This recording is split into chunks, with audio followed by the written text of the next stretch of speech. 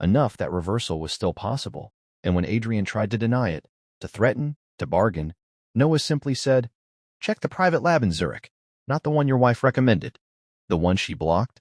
And that night, Adrian didn't go home. He went to war quietly, pulling threads without alerting Evelyn, discovering shell companies tied to her name, payouts to specialists, a pattern of controlled damage.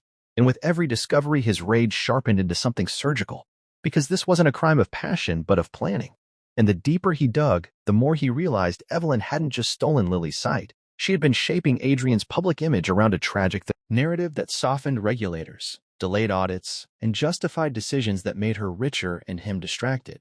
And when Lily's new tests came back showing chemical suppression rather than nerve destruction, Adrian sat beside her bed and cried for the first time since his own father died, apologizing to a child who forgave him instantly because children forgive faster than adults deserve. And the twist came when Evelyn, sensing the shift, tried to accelerate her endgame by leaking documents that implicated Adrian in crimes he hadn't committed, forcing him into the open, forcing a confrontation that ended in a glass-walled penthouse, where Evelyn finally dropped the act and told him she'd done it because power terrified her, because love was leverage, because blindness was safer than rebellion. And Adrian recorded every word, not out of vengeance, but out of necessity, because the final twist wasn't just that Evelyn went to prison or that Lily slowly regained her sight over months of painful recovery. It was that Noah refused any reward, disappearing into the foster system again until Adrian hunted him down and adopted him, not as a savior gesture, but as a debt, because some truths only surface when someone with nothing to lose speaks them aloud. And years later, when Lily stood on a stage seeing clearly for the first time, telling the world that monsters don't always look like monsters, and that heroes sometimes arrive uninvited and unannounced, Adrian understood that the empire he was rebuilding wasn't measured in stock prices anymore, but in vigilance, in listening to voices that don't sound important, in remembering that the most dangerous lies are the ones we accept because they let us sleep at night. And if this story hooked you, if that first sentence made your stomach drop, subscribe now, because the next truth you hear might be the one that saves someone who can't speak up yet. If you're into jaw-dropping twists, secrets that rot behind billion-dollar smiles, and stories that make you question everyone in the room, hit subscribe right now and turn on notifications, because this story starts with one sentence that shattered a billionaire's world, and it only gets darker from there.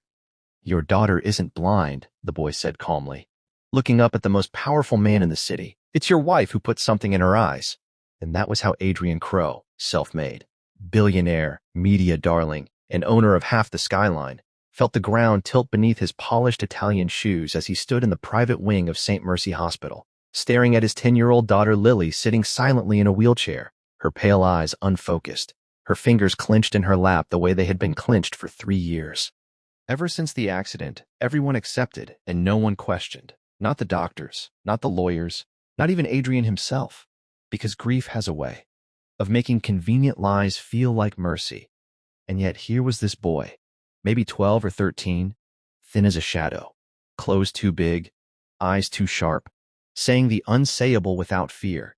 And Adrian almost laughed it off at first, because when you have private doctors and million-dollar scans that say irreversible optic nerve damage, you don't believe a stray kid who slipped past security.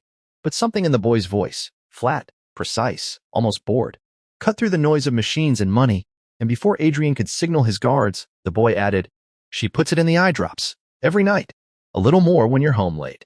And Adrian's wife Evelyn, elegant, grieving, eternally composed Evelyn, froze for half a second too long, a crack so small only a man who built empires by noticing cracks would catch it.